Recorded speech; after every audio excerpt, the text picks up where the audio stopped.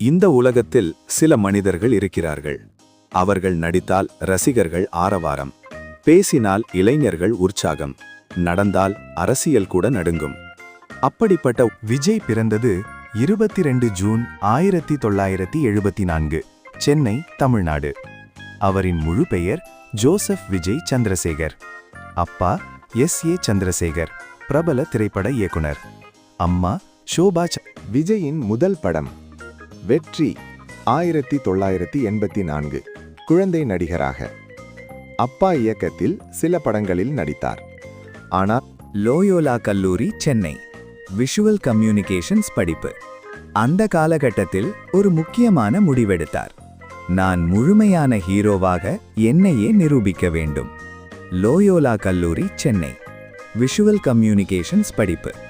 அந்த காலகட்டத்தில் ஒரு 1992, நாளைய தீர்ப்பு. படம் பெரிய வெற்றியில்லை.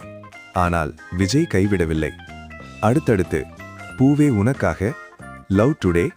2000க்கு பிறகு விஜயின் வாழ்க்கை திரும்பியது. குஷி, பிரியமானவளே, நண்பன், கில்லி. துப்பாக்கி, கத்தி, தெரி, மிர்சல், பிகில், மாஸ்டர், லியோ. ஒவ்வொரு படமும் ஒரு சாதனை. எந்த உச்சிக்கும் ஒரு சோதனை வரும். சில படங்கள் தோல்வி, சில விமர்சனங்கள் கடுமை.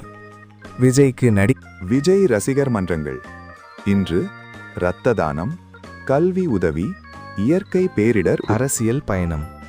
2024 தமிழக வெற்றிக் கழகம் TVK என்ற அரசியல். ஒரு இயக்குனரின் மகனாக பிறந்து ரசிகர்களின் இதயத்தில் இடம் பிடித்து இன்று மக்களின் நம்பிக்கையாக நிற்கும் மனிதன் விஜய். ஒரு நடிகர் மட்டுமல்ல, ஒரு ஊக்கம். தமிழ்நாட்டு அரசியலில் நீண்ட காலமாக திராவிட கட்சிகளும் தேசிய கட்சிகளும் ஆதிக்கம் செலுத்தி வருகின்றன. இந்த சூழலில் சினிமா உலகிலிருந்து அரசியலுக்கு வந்த மிக முக்கியமான நபர் நடிகர் விஜய். அவர் தொடங்கிய அரசியல் கட்சிதான் தமிழக வெற்றிக் கழகம், TVK, தமிழக வெற்றிக் கழகம்.